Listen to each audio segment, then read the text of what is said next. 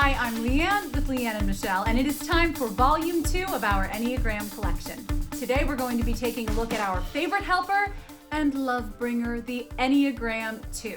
We're going to follow the two through some of the more important days of the calendar year, starting with Valentine's Day and ending with some truly terrible gifts in December. Stay tuned all the way through the end to hear why I made some of the acting choices that I did for the Enneagram 2. If you're new here, please subscribe. We'd love to keep bringing you funny Enneagram content. Thanks for watching.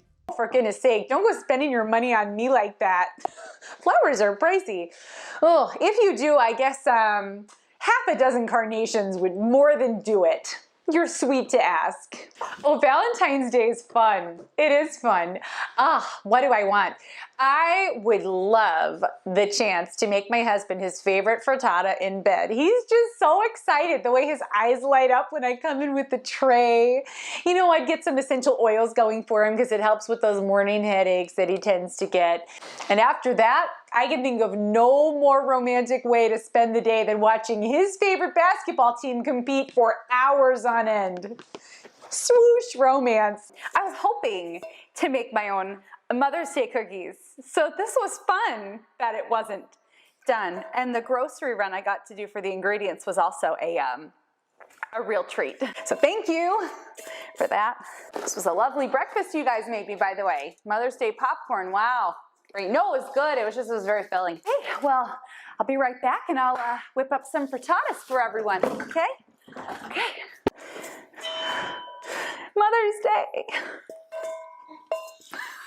Y'all just bring the kids on over to my house. I'll feed them breakfast and lunch, plan a craft, maybe a picnic. Later I'll stop by with a casserole so you don't have to cook dinner. I'll clean your house while I'm there. It'll be neat. Bring it on. The schools might be closed, but this house is open for business. You guys, I think it's so great my kids are going to be learning from home. Do you know how many snack breaks they're going to need? I'm in heaven. I have been dying for an excuse to babysit the neighbor's kids for some time now, so this works out very nicely. I told my neighbor Holly, you bring those kids by anytime. Open door.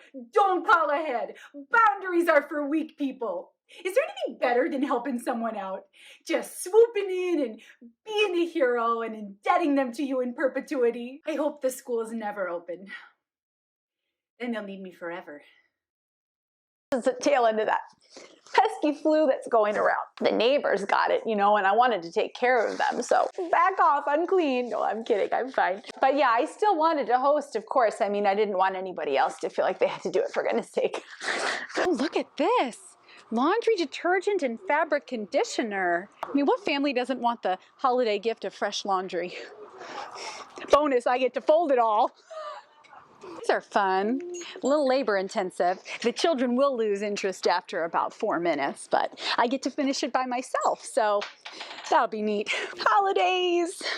Yeah, lots of neat gifts this year. My cousin got me a session with a house cleaner. That was nice, but you know, I was watching her scrub the baseboards and I just got real uneasy, so I thought, you know what, we'll get it done in half the time if we do it side by side. We had a great talk.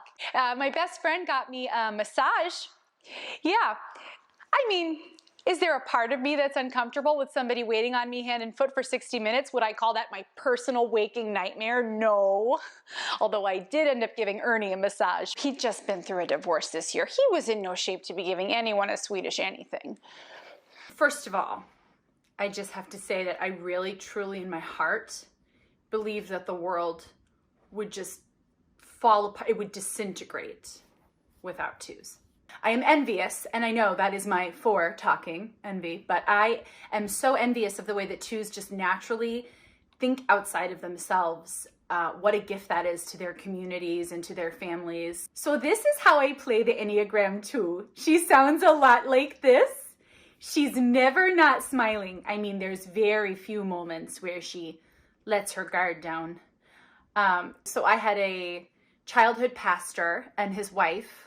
Her name was Sue Forsyth, and I loved her. And I think for some reason, I don't know if she was 2 or not, but I think that was initially where the inspiration came from. And now I think she's just an amalgam of Sue and all the other marvelous twos in my life that I love, most of whom are not from the Midwest, but Those types of character choices, like a dialect or some gesture with your hands, that's just really helpful, I think, for our viewers to separate the types that they're seeing over and over again, just to distinguish them from one another. My version of the Enneagram 2 is always standing at your door with a steaming hot casserole. I mean, she just is. And in the earlier videos, somebody once commented, why is it always food? Not all 2s are obsessed with food.